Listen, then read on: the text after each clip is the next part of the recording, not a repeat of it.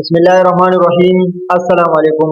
अगर आपने inventory loss of employment scheme के लिए माहाना, नीम सालाना या सालाना अदायगी का ऑप्शन सब्सक्राइब किया है और अभी आप भूल चुके हो कि आपने पेमेंट कब किया था और अगला पेमेंट आपको कौन सी तारीख पे करना चाहिए। अरे कहना क्या चाहते हो? ये तो हमें मालूम है कि बहुत से दोस्तों ने टेपिंग सेंटर के जरिए या एक्सचेंज के थ्रू इस स्कीम को सब्सक्राइब किया है और उसी टाइम बंदे को पेमेंट का रसीद रिसीव हो जाता है।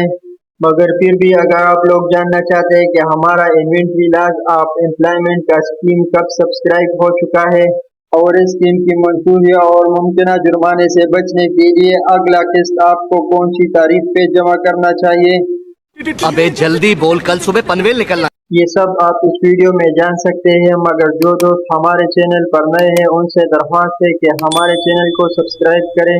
हम मोबाइल स्क्रीन पे आ चुके हैं और मोबाइल एप्लीकेशन में से हमने इस एप्लीकेशन को ओपन कर दिया।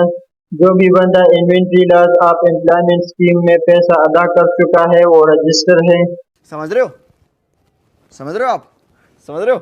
इसका रजिस्ट्रेशन कैसे होता है, इसके रजिस्ट्रेशन के बारे में मैं वीडियो बना चुका हूँ जिसका लिंक डिस्क्रिप्शन में मौजूद है।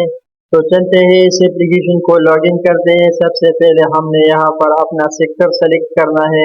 सेक्टर सेलेक्ट करने के बाद यहाँ पर एमरेट्स आईडी नंबर रिक्वायर्ड है। यहाँ पर मैंने एमरेट्स आईडी नंबर को एंटर किया और इसके साथ अगले खाने में हमारा मोबाइल नंबर रिक्वायर्ड है तो मैंने अपना मोबाइल नंबर एंटर किया और रिक्वेस्ट ओटीपी पर क्लिक किया।